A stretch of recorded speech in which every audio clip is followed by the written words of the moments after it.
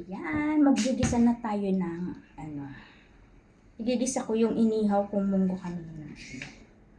Hindi ko alam kung, ayan o. Meron pa naman akong nakuhang medyo matino, pero may mga nasama-sama siya medyo, mga ilang kulatay na maitim. Diba? Para tanggalin. Tapos, meron akong isasahog, diba?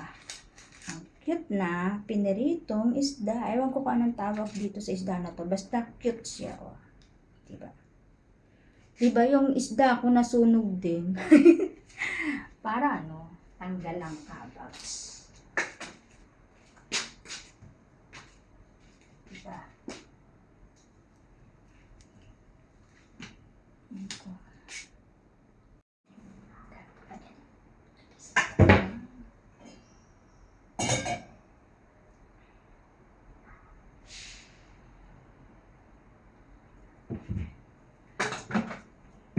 So, luluto ang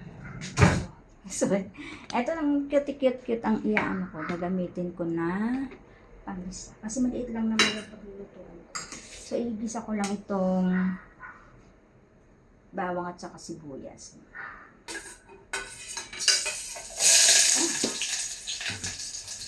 Bakit ba natalsik?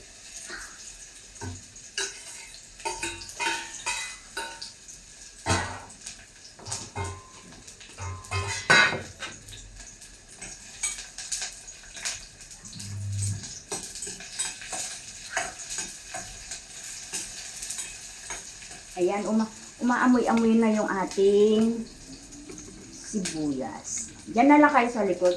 Kasi hindi ko mailagay ba dito sa harap yung camera. So, tignan na lang ninyo. Ayan o. Diba? Diyan na lang kayo sa likod. Ay! Tignan natin ang sibuyas.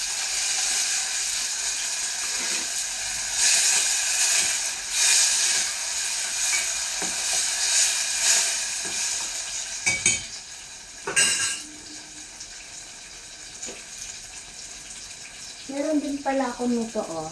Para siyang amoy sitcharon.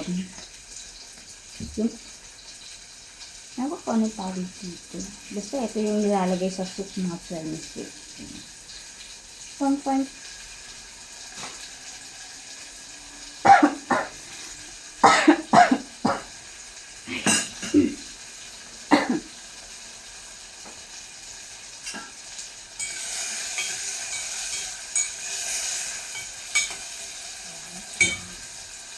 Kapag nagisa na, ilagay na natin. Pipit-itin ko para muna yung pipit-itin natin itong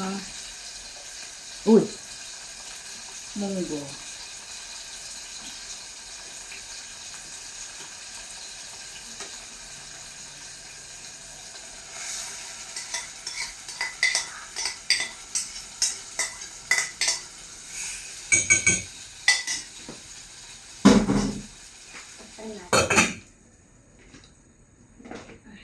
Diba? Ang dami kong malunggay, diba? Kailangan ko na bang ilagay yung sahog? Kailangan ko na bang ilagay yung sahog?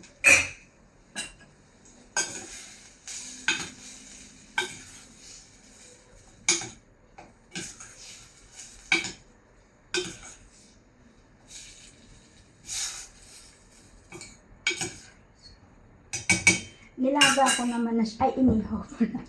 Lagyan natin ng ayan. Wala talaga. Iba talaga yung patis nila dito. Lagyan ko na lang ng konti. Hindi naman pwedeng toyo kasi ang ilagay sa munggo, no? Tapos, lagyan ko na lang ng asin.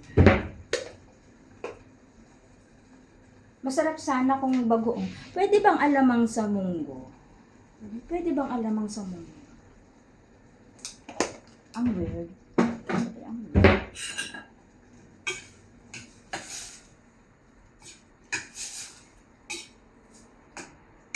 Tapos, ilagay ko na itong parang sitcharon para lumasa.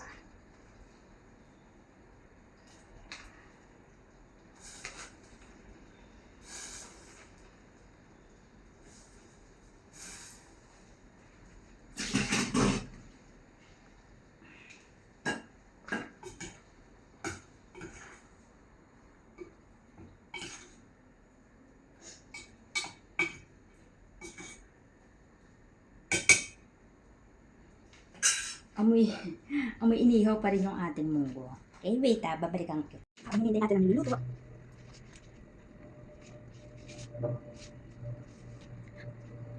Ang tagal magluto, no? Papalambutin natin yung, ano ba, munggo, diba? Dapat pala mayroon ano, yung taba, diba?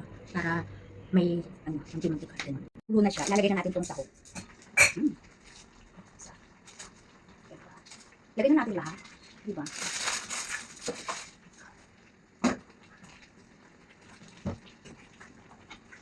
Ipagdilit lang natin. Ouch! Napaisip. Madali na siyang maluto ngayon dahil, ano, tawag dito, nailaga ko naman na siya kanina. So, konting ano na lang siya. Konting gisa-gisa. Pag medyo okay na siya, hinaan natin dito. Kapag medyo okay na siya, then lalagay natin yung malunggay, yung pwede na siyang hamuin, diba? Kasi hindi naman pwedeng lagay natin agad ngayon dahil baka hindi natin siya maapuhag, gano'n, diba? Pak! Hindi maluto ang ating munggo, yan. Mapo muna tayo. Ang dami kong baby hair, diba? So, ang dami kong baby hair. Puro siya baby hair. My gosh. Hindi pa na ako nag-almusal. Ako, nalimutan ko na naman mag-almusal. Kasi siopaw yung almusal namin. Ayoko ng siopaw. Ayoko ng siopaw. Siya, siopaw pala. Utod ng tamis yung nasa loob. Diyos mo. Parang kumakain ng ano, panutsa. Ganun. Ewan ko ba bakit napakatamis ng ano, siopaw. Okay pa kung ano na lang eh. Yung bang vegetable pao. Masarap yung vegetable. Eh, pwede na siguro yung aking munggo. Kasi malambot naman na siya. Ilalagay na natin ang isang katerbang malunggay.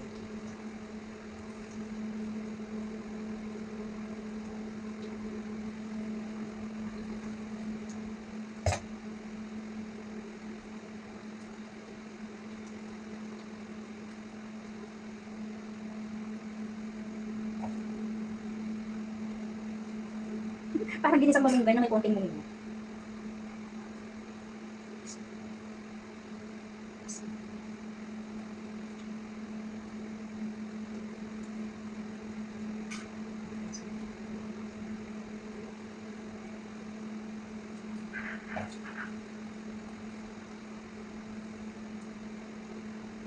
Natuyo na, wala na yung sabaw. Dapat pala nilagyan ko ng sabaw.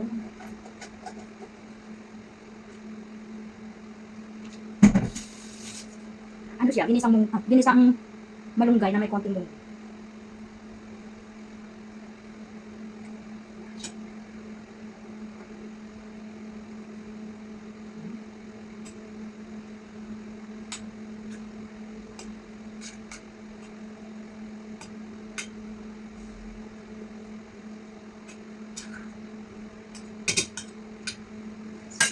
So, ayan ang ating ginisang. Ay, puro malunggay siya talaga. Tapos may konting munggo. Ah, Mariose. May konti na siyang munggo. Ayan yung isda ko, na cute na. Kailangan hindi madurog yung isda dahil baka, ay, naku, na ano na yata isda. Nasaan na? Matinik pa naman ilan. Kung may ibabaw pa na isda, ano, baka ikay malusak dyan. Ayun, diba? Bakit sumobra ng lapot ang aking munggo? Ayan. Diba? Ay, nakita na yung sunog ng munggo. Puro sunog talaga yung aking ano. Sunog yung munggo, sunog yung aking isda. Ayan. So, siguro okay na yan, no?